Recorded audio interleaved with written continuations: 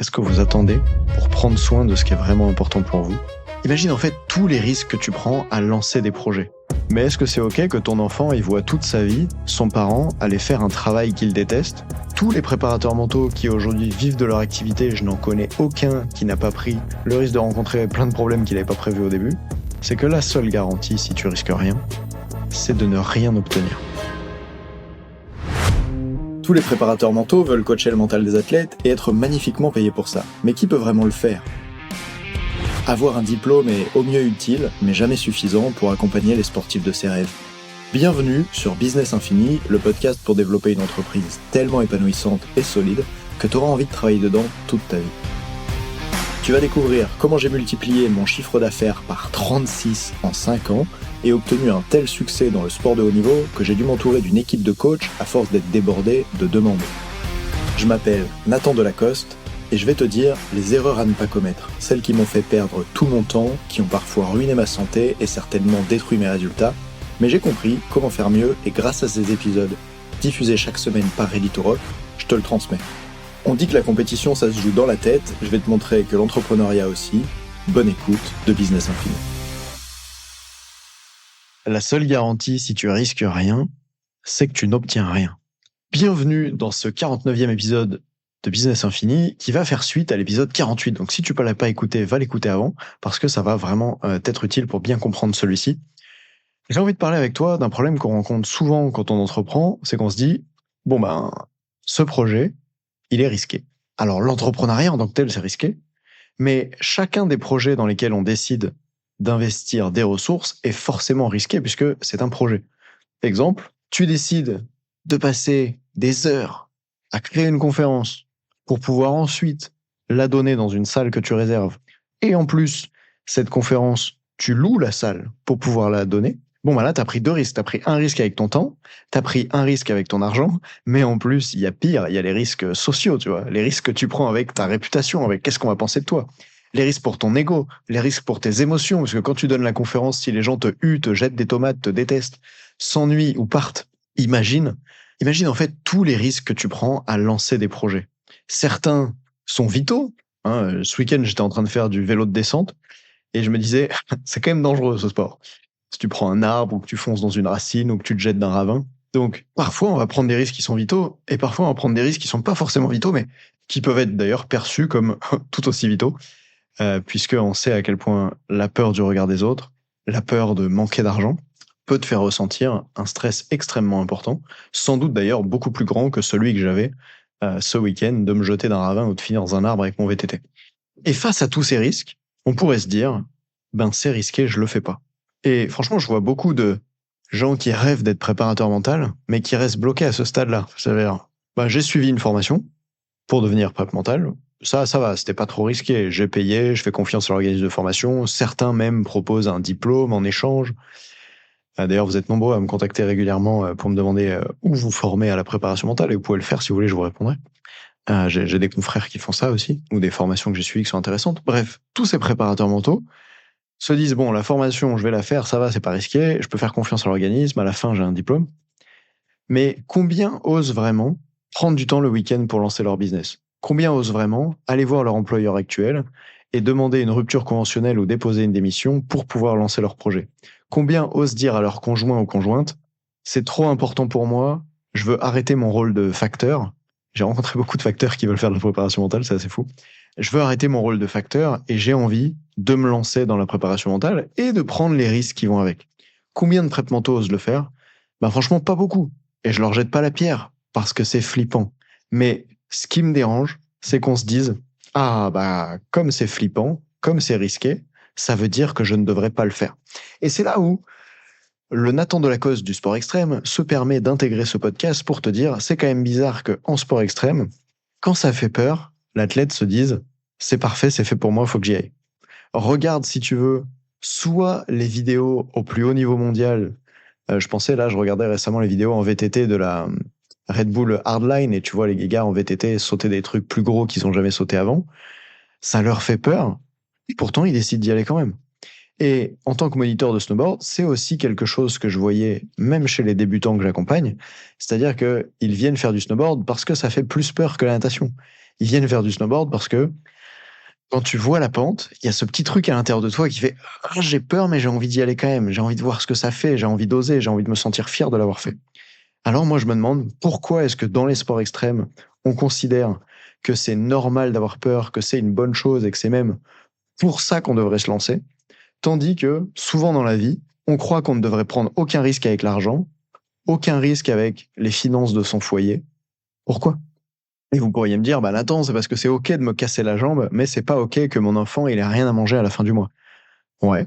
Mais est-ce que c'est ok que ton enfant il voit toute sa vie son parent aller faire un travail qu'il déteste parce que son parent n'a pas osé créer le problème de devoir faire face à des problèmes d'argent? Et personnellement, j'ai l'intime conviction que c'est moins grave pour un enfant de manquer d'argent pour avoir des belles baskets ou un bon McDonald's ce week-end. Je sais pas où vous emmenez vos enfants. Plutôt que de voir ses parents pas inspirés par leur quotidien, pas inspirés par le travail qu'ils font ou passer à côté de leurs rêves, renoncer au désir profond professionnel qu'ils ont. Et là où je veux en venir, c'est que si tu risques rien, tu risques quand même quelque chose. Dans la vie, malheureusement, ou fort heureusement, je sais pas comment le dire, il n'est pas possible d'avoir que des avantages. Donc, si tu as l'avantage de ne risquer rien, tu as aussi l'inconvénient de ne rien obtenir de plus grand. Si tu prends pas le risque de lancer ton entreprise, tu n'obtiendras jamais la liberté d'être entrepreneur. Et ce podcast, pour moi, c'est vraiment mon témoignage à ceux d'entre vous qui se font pas encore assez confiance pour oser se lancer et pour dire à leur entourage, leur employeur et à eux-mêmes, ça compte trop pour moi, je suis prêt à prendre tous les risques pour le faire. C'est mon témoignage pour vous dire qu'est-ce que vous attendez pour prendre soin de ce qui est vraiment important pour vous et qui a dit que ce qui est le plus important, c'est de ne pas prendre de risques. L'autre jour, quelqu'un m'a littéralement dit ah, je pourrais investir de l'argent pour développer mon business, mais bah, il faut que je garde des sous de côté parce que si la télé tombe en panne, je dois pouvoir changer la télé sans sourciller pour mon enfant. Mais quoi? Mais qui dit que c'est plus important de pouvoir changer la télé sans sourciller que d'investir dans la vie professionnelle que tu as envie de mener, dans le quotidien en fait que tu as envie d'avoir?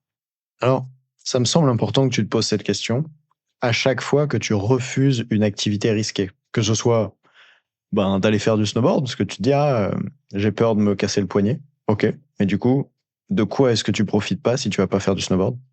Et ça vaut aussi pour toutes les stratégies business ou pour le fait de te lancer. Quand je refuse de prendre ce risque, c'est quoi les conséquences sur ma vie? Qu'est-ce que ça me garantit à coup sûr d'obtenir? Et vu qu'on n'obtient rien quand on prend pas de risque, c'est plutôt qu'est-ce que ça me garantit à coup sûr de ne pas obtenir? Et pour terminer, j'ai envie de parler de ceux d'entre vous qui ont déjà été déçus par un investissement qu'ils auraient fait, puisque moi j'ai vécu ça. J'avais investi par exemple 5 100 euros, c'est l'épisode 33 d'Obsession Progression dans lequel j'en parle, pour aller me former dans une entreprise vers Bordeaux là-bas.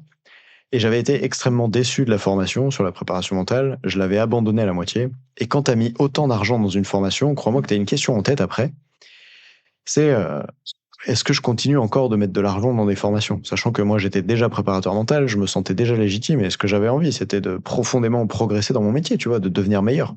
Un peu comme un sportif qui s'arrêterait jamais une fois que tu apprends le 360, tu veux mettre le 540, une fois que tu soulèves 200 kilos au soulevé de terre, tu veux soulever 205. Voilà, moi, je suis un préparateur mental comme ça. Et je suivais cette formation à l'époque, elle m'a extrêmement déçu, je l'ai arrêtée. Et donc, ça a créé ce truc en moi de, est-ce que je continue à investir de l'argent dans des formations? Et le problème, c'est que si tu as déjà payé un accompagnement dans le passé, mais que ça n'a pas marché pour toi et que tu en as été déçu, la seule chose pire que ce mauvais investissement qui puisse t'arriver, c'est de laisser ce mauvais investissement t'empêcher d'en faire un bon. Parce que du coup, tu es puni deux fois. Tu es puni parce que tu as perdu ton argent dans un investissement qui ne t'intéressait pas, qui n'était pas à la hauteur. Et en plus, tu t'empêches ensuite de faire de meilleurs investissements parce que tu te dis, je veux pas revivre cette erreur. C'est pour ça, moi, à l'époque, que j'avais fait cet épisode de podcast, le 33 sur Obsession Progression, pour critiquer cette formation et positionner mon avis de comment on devrait faire des meilleures formations en préparation mentale. Ce qui m'a permis d'être beaucoup plus clair sur ce que je veux et ensuite d'acheter d'autres formations. Par raison pour laquelle, l'année d'après, j'avais fait un nouvel investissement. Là, le mois dernier, j'ai investi 10 500 euros pour pouvoir continuer de me former au coaching. Et en fait, j'aime beaucoup cette idée que si tu as déjà payé un accompagnement dans le passé et que ça s'est mal passé, la pire chose qui puisse arriver, c'est de t'empêcher d'en le faire dans le futur et du coup, t'es deux fois puni. Et une façon de faire ça, d'éviter ce problème, c'est de se demander, tiens, mais qu'est-ce que ça m'apporte d'avoir fait un mauvais investissement?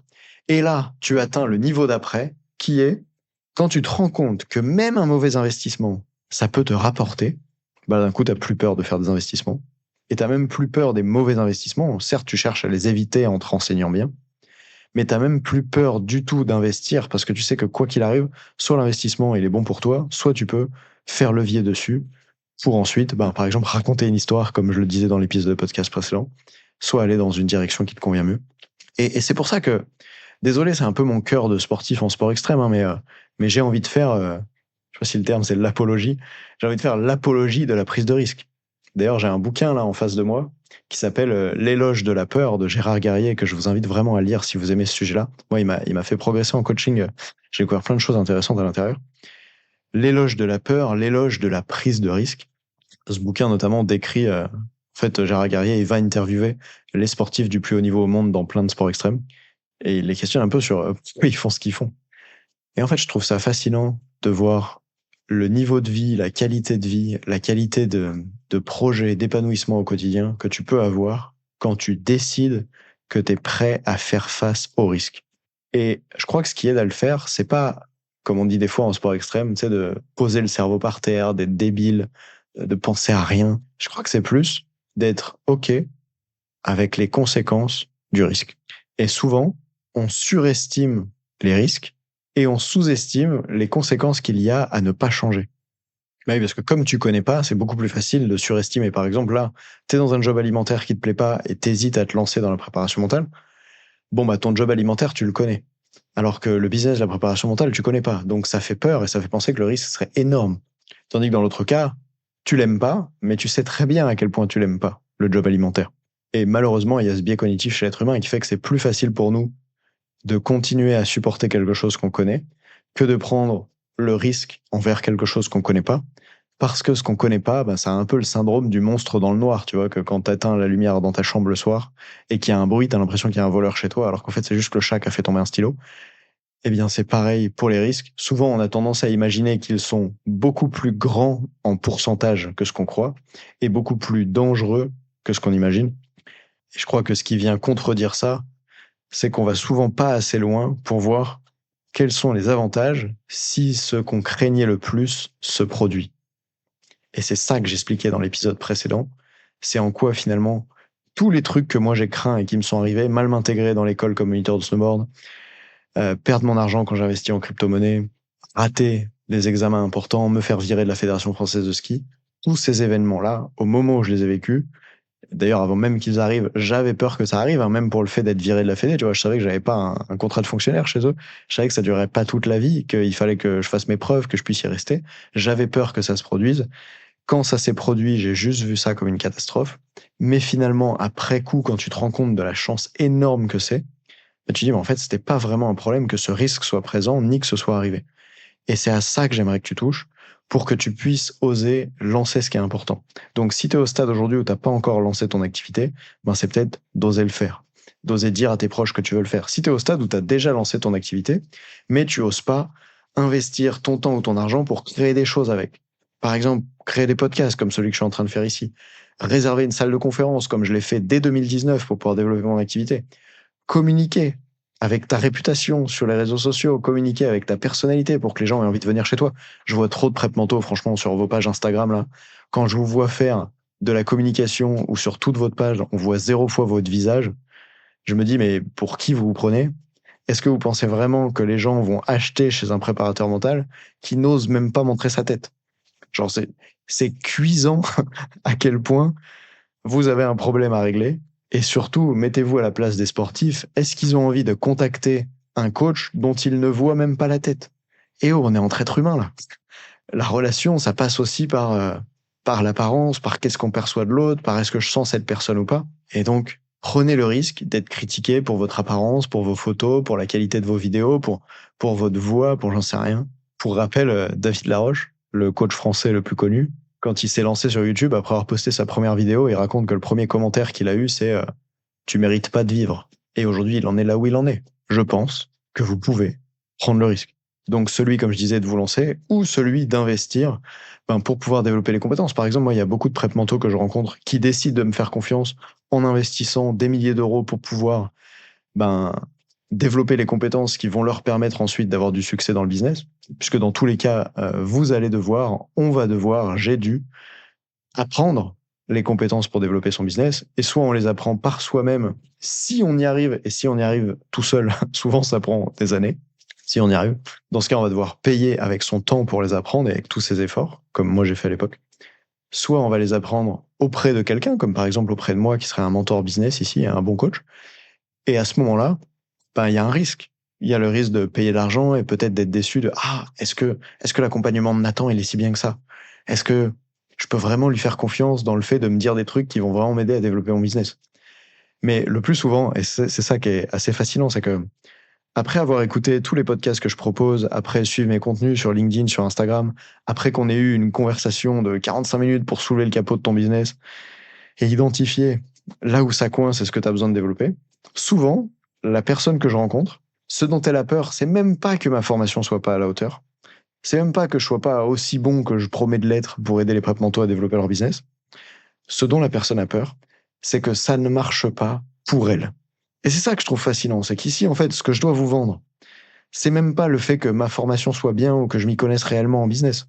C'est vous vendre l'idée que c'est OK de prendre des risques, que tous les préparateurs mentaux qui aujourd'hui vivent de leur activité, je n'en connais aucun qui n'a pas pris le risque d'être rejeté, le risque de perdre de l'argent, le risque de perdre du temps, le risque de rencontrer plein de problèmes qu'il n'avait pas prévus au début, parce que tu fais un peu le saut dans le vide quand tu entreprends, et y compris le risque d'acheter des formations sans avoir une garantie de retour sur investissement.